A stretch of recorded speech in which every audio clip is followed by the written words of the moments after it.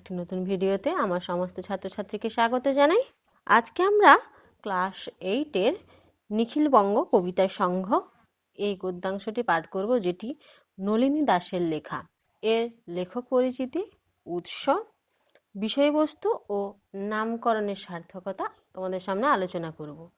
তাই তোমরা যারা এই মুহূর্তে ভিডিওটি দেখছো, তোমাদেরকে বলবো তোমরা স্কিপ না করে প্রথম থেকে ভিডিওটি দেখতে থাকো, এবং এখনো পর্যন্ত যারা চ্যানেলটিকে সাবস্ক্রাইব করনি তারা প্লিজ চ্যানেলটিকে শেয়ার এবং সাবস্ক্রাইব করে দিও। আগে আমরা জানবো লেখিকা পরিচিতি সম্বন্ধে। লেখিকার জন্ম 1916 খ্রিস্টাব্দের 5 আগস্ট। তার বাবা ছিলেন তরুণ কুমার চক্রবর্তী।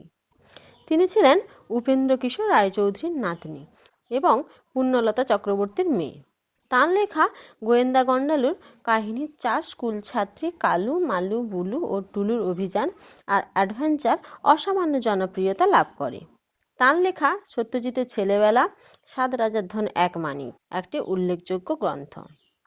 1993 খ্রিস্টাব্দের 26শে মার্চ নলিনী দাসের জীবনাবসান ঘটে। এবার আমরা তোমাদের এই পাঠ্য নিখিলবঙ্গ কবিতা সংঘ এর উৎস সম্বন্ধে একটু জানি। নিখিলবঙ্গ কবিতা সংঘ রচনাটি সন্দেশ পত্রিকায় 1370 বঙ্গাব্দের চৈত্র সংখ্যায় প্রকাশিত হয়। রচনাটি গ্রন্থাগারে প্রকাশিত হয় 1381 বঙ্গাব্দে গোয়েন্দা গন্ডালুর অন্তর্ভুক্ত হয়ে।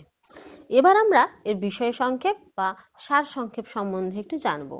4 জন সহপাঠী ছাত্রীনিবাসে থাকে। ক্লাসে টিউশনের মেয়েরা থাকলেও মালু, কালু, বুলু ও টুলু অভিন্ন হৃদয় বন্ধু।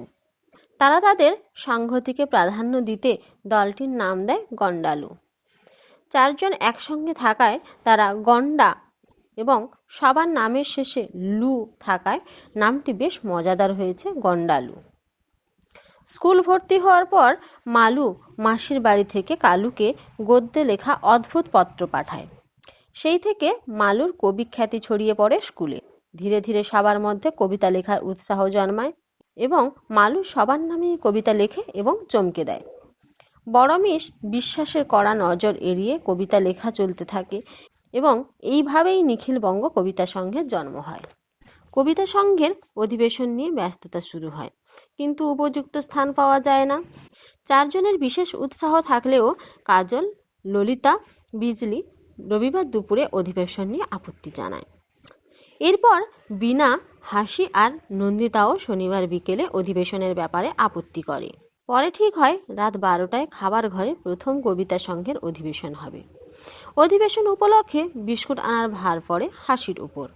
বুলু, হাসি ও কাজলকে পেয়ারা আনতে বলা হয়। বিস্কুট আর চীনাবাদাম কেনার জন্য পয়সা দেওয়ার দায়িত্ব দেওয়া হয় টুলুকে। মাঝরাতে ঘুম থেকে উঠে আলোচনার জন্য সবাই হাজির রান্নাঘরে, কিন্তু খাবার ঘরটি উজ্জ্বল আলোয় পূর্ণ হয়েছে। ঘরের মধ্যে বড় টেবিলে শৌখিন সাদা ফুল কাটা চাদর পাতা ছিল। বড় বড় পিতলের ফুলদানিতে পদ্ম আর গোলাপ সাজানো ছিল। এছাড়া নানা রকমের খাবার সাজানো ছিল কাচের বাসনে। ভালো করে চোখ রগড়ে টুলু তাকিয়ে দেখে মনিকাদি, অনিমাদি, হিরণদি ও মিস বিশ্বাস। সবাই বেশ বিস্মিত হলো। সভা আরম্ভ হলো কবিতার মধ্য দিয়ে। তা দেখে দিদিমণিরাও বেশ খুশি হলেন। প্রত্যেক মেয়ের নামে 2-1টা লাইন কবিতায় সম্পাদিকার রিপোর্ট শেষ হয়। মনিকাদি ও অন্যান্য দিদিরা সাহিত্য সভার প্রশংসা করলেন। অনিমাদি টিচারদের পক্ষে কবিতা সংঘকে অভিনন্দন জানান। পরের দিন অনিমাদি ছাত্রীদের লেখার প্রশংসা করেন। ক্রমে সাহিত্য সংঘ জমজমাট হয়। সপ্তাহে সপ্তাহে অধিবেশন হয় এবং হাতে লেখা পত্রিকাও বের হয়।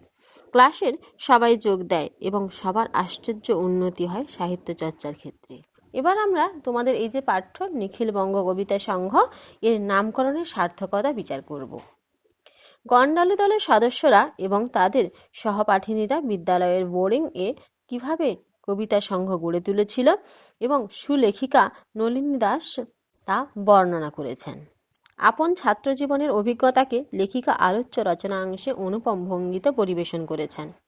বড় মিস বিশ্বাসের সংস্কৃত ব্যাকরণের ক্লাসে কোনো এক মেঘমেধুর দ্বীপশহরে নিছক চপলতার বশে সে গদ্য রচনার সূত্রপাত ঘটেছিল।